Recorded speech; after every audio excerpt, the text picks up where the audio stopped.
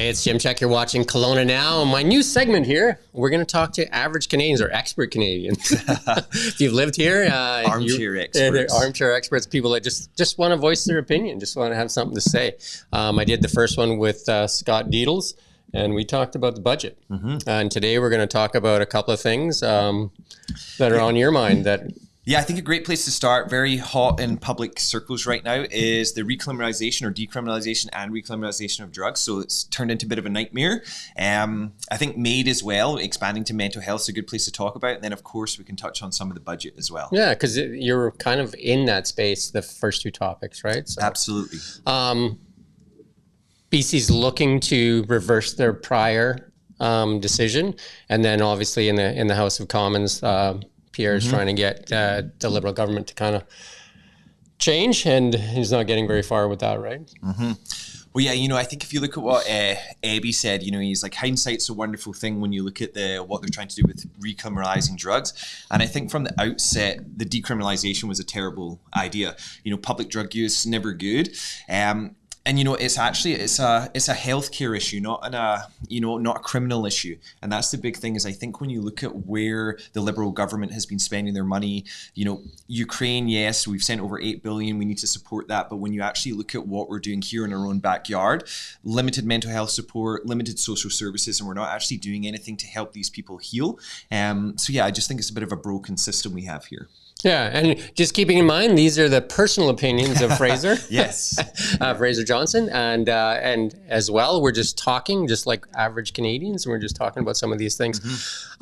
You're involved in that field, though, so you're in prescribed drugs and stuff like that, so you have probably a better understanding than most Canadians would. Yeah. Obviously, without the supports, a lot of people talk about the support systems are missing, and we don't seem to be moving that goalpost very effectively. We just tend to want to say that the access to more drugs, which has ended up people actually taking the drugs in BC and selling them in other provinces where they don't have that thing. Yes. Which has actually increased drug trade and increase. I mean, I've spoken personally to some RCMP members, and they're saying that we've seen drug usage increase even in the people because the access to it is a lot easier, right? So yeah, well, I think it's 22 people die a day from toxic drug overdose. So it's the issue is safe supply as well. So, if you actually look at what systems we could potentially put in place for this, it's an incredibly complex issue.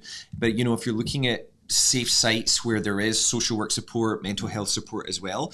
And, it's almost could be, if you look at a taxation benefit as well, like if they're actually controlling these drugs in a legal manner where you have pharmaceutical grade drugs, it's another tax potential benefit for the government too. So that's the thing is when you do have that open decriminalization of drugs, the black market will excel.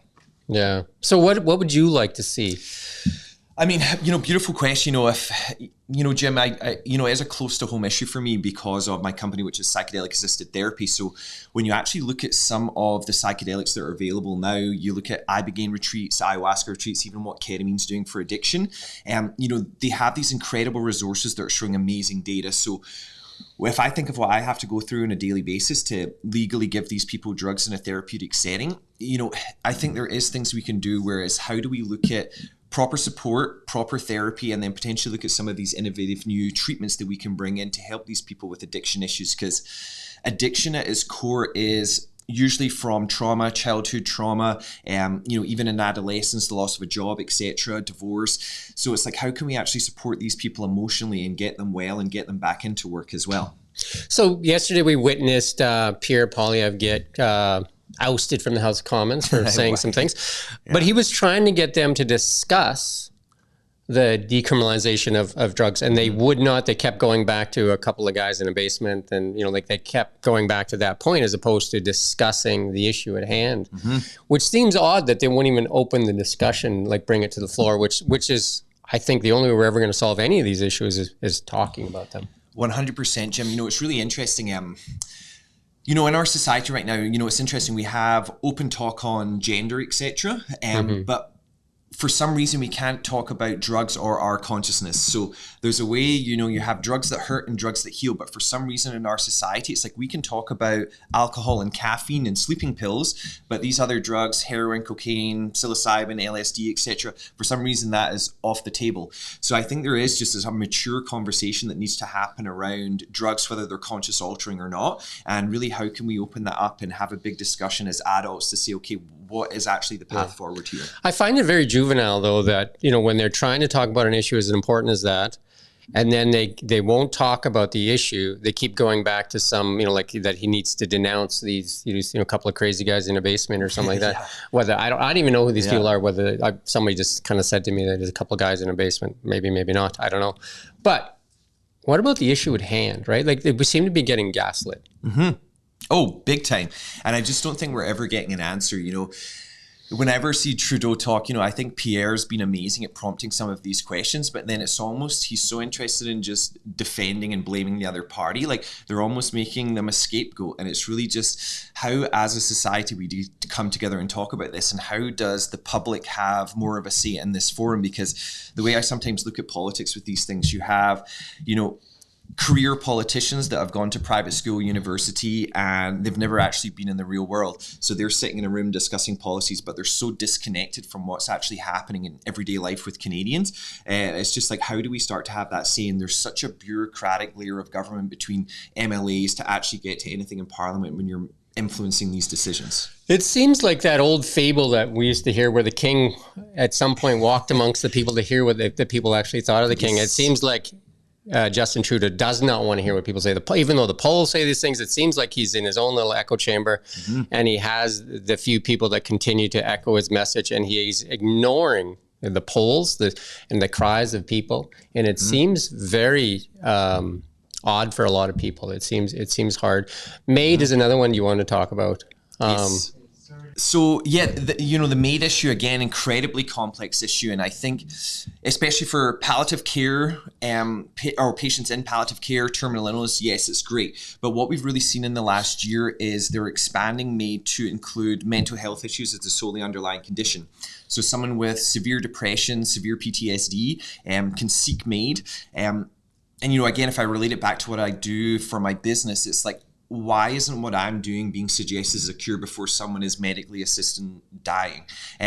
We have incredible results, especially for treatment-resistant conditions. And it's just like doctors are so uneducated. And again, it's that stigma around drugs and what we do that it's not even being included as an option.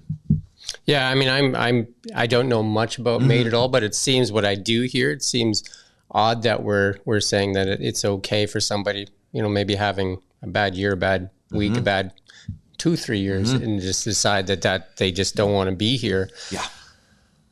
Seems odd. Again, another thing that seems fairly odd, and I guess a lot of American media have beat us up for that point as well, right? It was actually really interesting, Jim. One of the stories that was a big eye-opener for me around MAID was I was in an IV clinic, and I was sitting next to a guy I never met before, and I was talking to the nurse about what I do, and piqued the guy's interest. And he was like, can I actually ask you more about this? He's like, one of my best friends, his daughter's 18, and I believe they removed the need for parental consent for MAID for mental health issues. So now when you're under 19, you can go and request MAID without parental consent.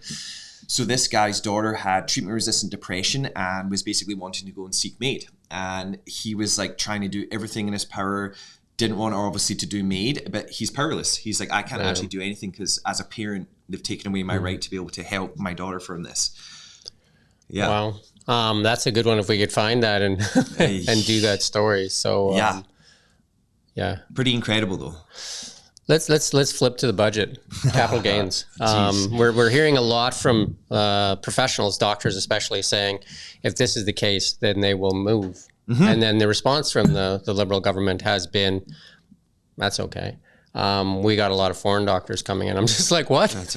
Hang on a second here. So we have doctors that we train, that we subsidize those educations, that they're familiar with our practices and everything.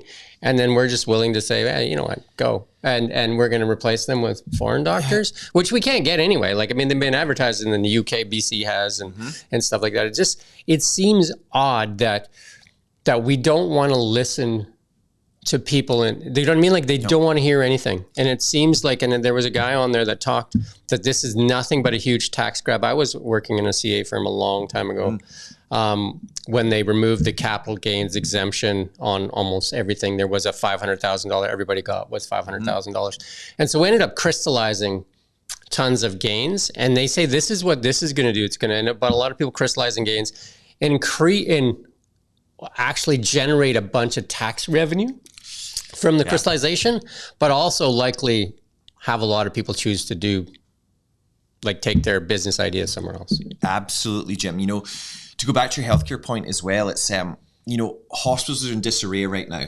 Doctors and nurses are overworked and underpaid. And I think it's like that thing when, if you are actually forcing doctors to leave, that's just going to further compound the problem. And I think in terms of the crystallization of capital gains, again, you're just like kicking the can down the road. You know, if you look at it from a startup business investment point of view, you know, foreign investors, so say he was to risk $500,000 of their hard-earned money to invest in a, you know, a brand new idea here in Canada that could increase jobs, employment, etc. Why would that investor take the risk of their $500,000 investment? The upside that they have to get on the backside of that investment for it to be worth the risk. Well, he's like, why wouldn't I just leave my 500 grand in the bank where I can make 7% interest on it? You know, at 66%, the risk to put that money up is just so huge and astronomical that they're going to find other ways to leverage their capital for sure. So here's the big one that I kind of noticed in this. It seems like this capital gains tax is kind of like targeted at, you know, like the individual, right?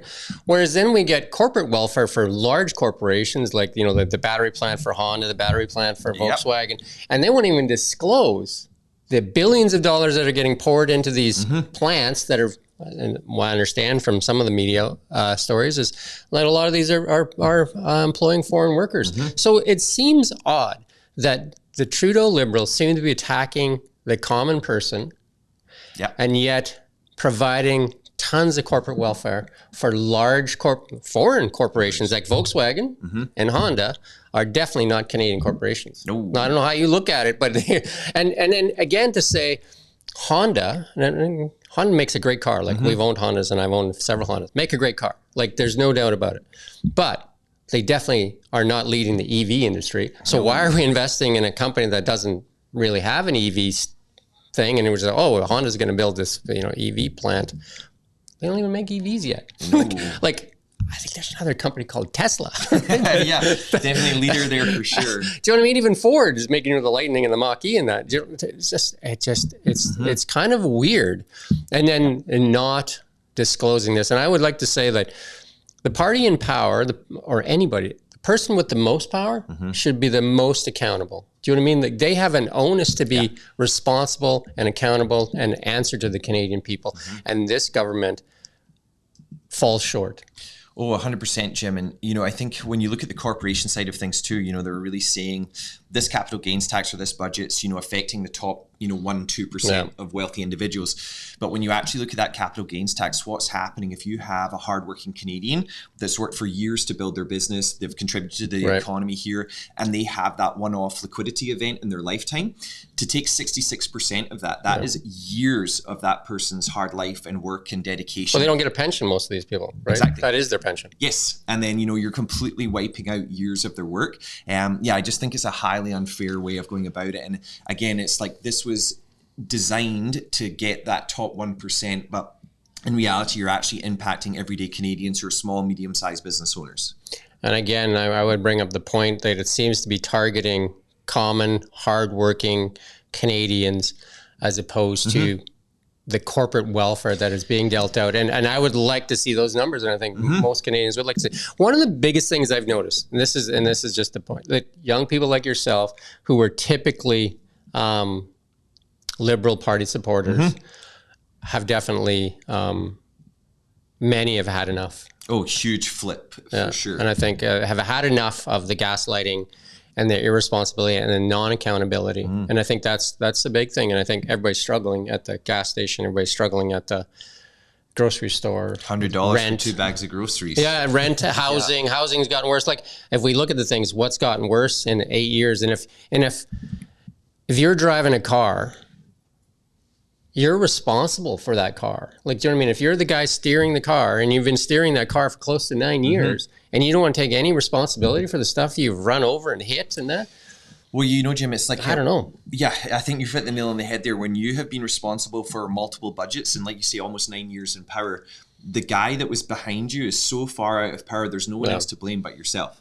But no accountability for, you know, like the Arrive Cam app, the $60 million, and then, you know, they can just, and then there was a piece I watched where the guy said he took $60 million and now he's stressed, he doesn't want to answer questions. I'm just like, stressed because you might have to give the money back. Like, can we all say that, right? Like, you know, come tax time comes, I'm stressed. Right? I wish we could all say that one, Jim. Yeah, but you know, like that ArriveCan thing is wild, you know, because if you bring it back to the decriminalization or recriminalization point of drugs, it's like that 60 million could have been used for mental health services, social services, etc. But when you're not actually applying sound business principles to the policies or decisions you're making in power, it just ends up with this flimsy country that we're going forward with. Yeah. We could go on all day, I think, but this is the segment for the average Canadian. If you want to be part of this segment, you can, you know, send us an email or whatever. And as long as we're not ranting, I don't think we ranted, but I think most Canadians want some accountability and they want some fiscal responsibility to know that different than we have to be, because we know that, you know, we have so much money we get each week or whatever, every payday, that we have to pay our bills from that. And I don't think the current government has any fiscal responsibility or wants to answer to anything. Doesn't seem like it, Jim. Yeah. And that's the tough part. I think we would like to know, like, I think a government that does, and the sad thing is he ran on accountability and I don't see it. Like, I don't see the accountability. Not an ounce of it. Thank you for watching Kelowna Now.